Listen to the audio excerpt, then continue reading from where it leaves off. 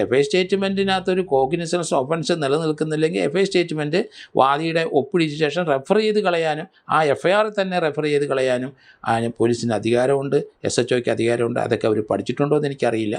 അങ്ങനെയൊക്കെ ധാരാളം അത് ക്രിമിനൽ ഇൻവെസ്റ്റിഗേഷനകത്ത് അത് എല്ലാം പറഞ്ഞിട്ടുള്ള കാര്യങ്ങൾ. പോലീസ് സ്റ്റാൻഡിങ് ഓർഡേഴ്സിനകത്ത് ഇതെല്ലാം വ്യക്തമായിട്ട് എത്രയോ കാലഘട്ടങ്ങളായിട്ട് അവിടെ എഴുതി വച്ചിരിക്കുന്നത്. അതെല്ലാം ഫോളോ ചെയ്തിട്ടല്ലേ ഇതുവരെയുള്ള പോലീസിലെ വളരെ പ്രശസ്തരായ ഉദ്യോഗസ്ഥന്മാരെല്ലാം അങ്ങനെയാണ്.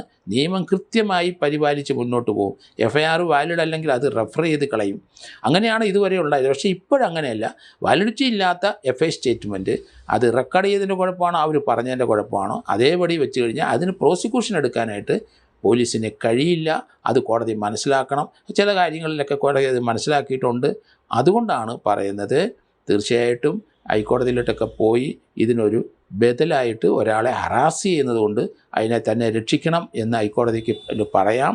ഹൈക്കോടതി അത് പരിശോധിച്ചിട്ട് അതിനകത്ത് പോലീസ് ഉദ്യോഗസ്ഥന്മാർക്ക് ഏതെങ്കിലും രീതിയിൽ മിസ്റ്റേക്ക് ഉണ്ടോ അവരുടെ പേരിൽ നടപടിയെടുക്കും. കോടതി എന്തെങ്കിലും ഭാഗത്ത് മിസ്റ്റേക്ക് വന്നിട്ട് അത് കറക്റ്റ് ചെയ്യാനുള്ള ഡയറക്ഷൻ കൊടുക്കും.